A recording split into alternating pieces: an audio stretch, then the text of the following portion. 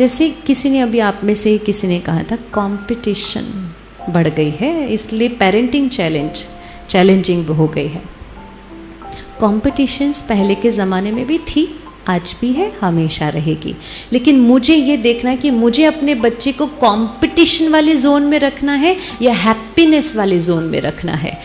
आपको क्या लगता है आपके बच्चे सफल कब माने जाएंगे? जब वो फर्स्ट नंबर लाएंगे। हमने बचपन से अपने बच्चों को क्या कहा? फर्स्ट नंबर मतलब आप अच्छे, अगर आप अच्छे मार्क्स नहीं लाए मतलब यू आर बैड बॉय। क्या वो अच्छे मार्क्स लाता है इसका मतलब ये है कि उसके अच्छे संस्कार हैं? क्या इज इट पॉसिबल कि भले वो उसके मार्क्स अच्छे नहीं हैं पर उसके संस्कार अच्छे हो सकते हैं? तो मार्क्स किसके आधार पे होने चाहिए?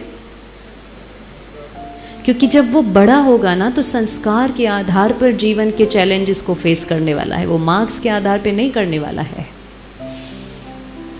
तो अपने बच्चों को ना वो कंपटीशन शब्द सुनाओ नहीं घर में।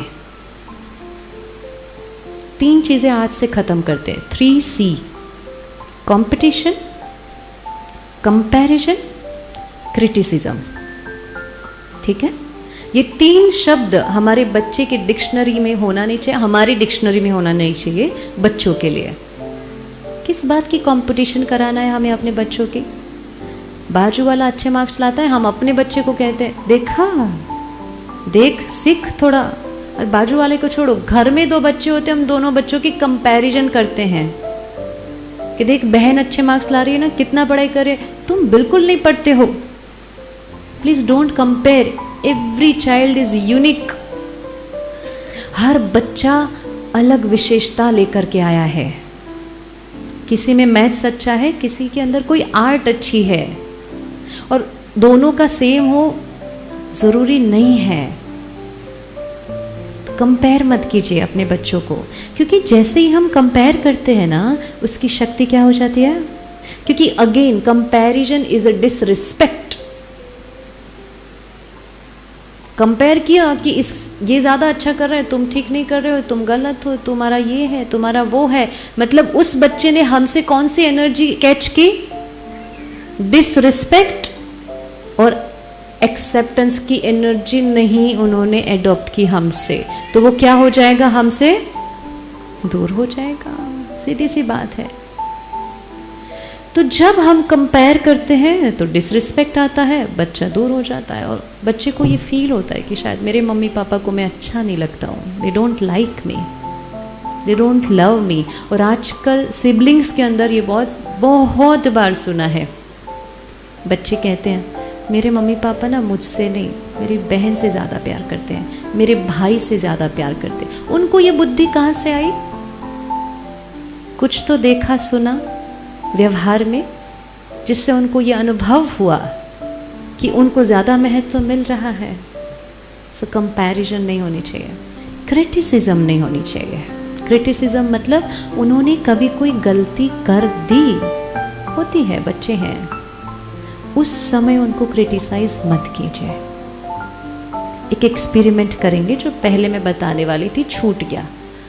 अगर आपके बच्चे कुछ गलती करके आते हैं, सुन लीजिए प्यार से, उस समय उनको नहीं डांटना है।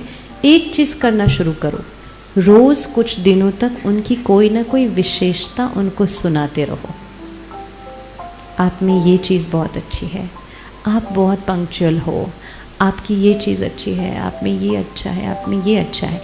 और साथ साथ यहाँ से नहीं कहना है, जो आप उनको कहना चाहते हैं वो बात रोज़ मेडिटेशन के अंदर परमात्मा की शक्ति को लेकर संकल्प से उस बच्चे तक पहुँचाओ कि आप शक्तिशाली हो, आप नीडर हो, आपके लिए कुछ भी असंभव नहीं है, आप सब कुछ कर सकते हो। और अगर कुछ गलत किया है तो आपको ये संकल्प भेजना है, आप ज्ञानी आत्मा हो और आप ज्ञान के आधार पर सही कर्म करते हो। बोलने की ज़रूरत नहीं है, क्योंकि इससे पहले ये पहुंचता है, ये समझ लेना।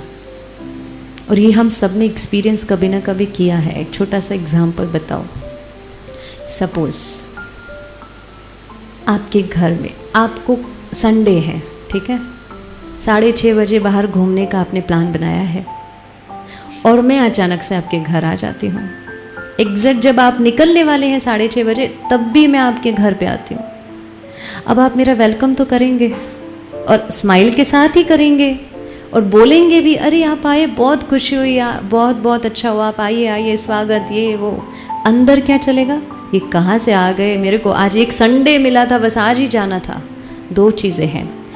कभी आपने ऐसा फील किया कि आप किसी के पास गए, वो बहुत अच्छा मीठा बोल रहे हैं लेकिन वाइब्रेशंस कुछ अलग फील हो रहे हैं? किस किस ने ये फील किया है ना? बोल वो मीठा रहे हैं लेकिन उनके अंदर से जो एनर्जी रेडिएट हो रही है वो कुछ डिफरेंट है। समझ लीजिए, रिश्ते बोल से नहीं बनते, रिश्ते हमारे संकल्प से बनते हैं। रिश्ते बोल से नहीं बन सकते। और इसीलिए आपने कभी अपने मम्मी पापा को आई लव यू बोला है? बोला है कभी? और आजकल के बच्चे छोटी छोटी बातों में I love you, I love you, I love you बोलना क्यों पड़ता है?